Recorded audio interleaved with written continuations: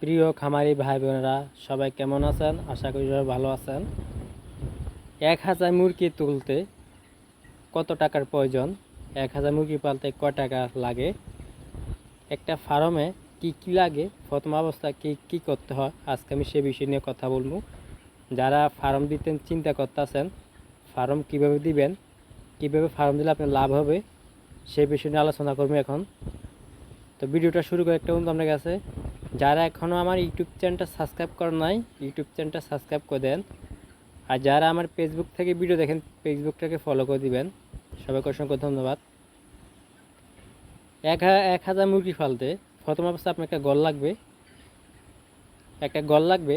ঘরের মধ্যে আপনার উঠবে সালের মধ্যে খরচ বেশি, নিচে কোনো খরচ নাই, নিচে নেট আছে, নেট দিয়ে বেড়া দিতে হয়, নিচে খরচ কম।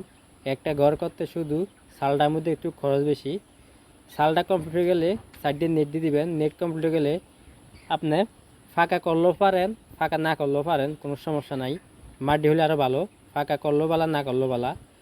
তো আপনি ফাঁকা করলে পারেন, না করলে পারেন, তো আপনি নিচে চুন দিবেন ভালো করে, ঘরের ভিতরে নিচে চুন দিবেন।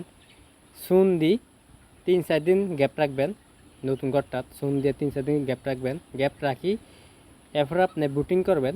বুটিংয়ে মেন ইম্পর্টেন্ট কথা, অনেক খামারে আছে বুটিং করতে পারে না, বুটিংয়ের কারণে মুরগি মারা যায়। তো বুটিংটা কীভাবে করতে পারবেন সে বিষয়ে আমি একটা ভিডিও বানাবো আপনাদের জন্য, বুটিং কীভাবে করবেন। তো আমরা চলে যাই আলোচনার। মুরগি প্রথম অবস্থায় মুরগি ছাড়তে সময় আপনারা ভালো করে স্প্রে করে নেবেন, বাইরে ভিতরে ঘরে জীবাণু ওষুধ স্প্রে করে দিবেন। স্প্রে করে এরপর আপনি ফেফার বিছাবেন, সুন্দর করে ফেফার বিছাবেন। ফেফার বিছাই নিচে ছিঁড়ে দিবেন, ডানে ছিঁড়ে দিবেন, অথবা ভুসি ডানে ছিঁড়ে ভুসি মিক্স করে নিচে দিবেন, দিয়ে ফেফার বিছাবেন। ফেফার বিছাই গরমকালে মুরগি ফালতে হলে গরমকালে একটু বালব কমে দিতে হয়, শীতকালে বালব কম লাগে, যথাযথ গরমকাল। তো আপনার বালব 200 করে 2 বালব দেবেন, বেশি দেওয়ার দরকার নাই। যদি বুটের তলে মুরগি যায় তাহলে বালব বাড়া দিবেন, আর যদি বুটের তলে মুরগি না যায় তাহলে বালব দেওয়ার কোনো প্রয়োজন নাই।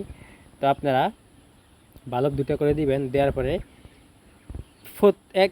আজকে সকালে বাচ্চা আইছে, বাচ্চাগুলো চিনি পানি খাওয়াবেন, একটা না একদিন লাগে বিকেলে। যদি বিকালে যে বুলটা আপনার করে থাকেন অ্যান্টিবায়োটিক চালাবেন।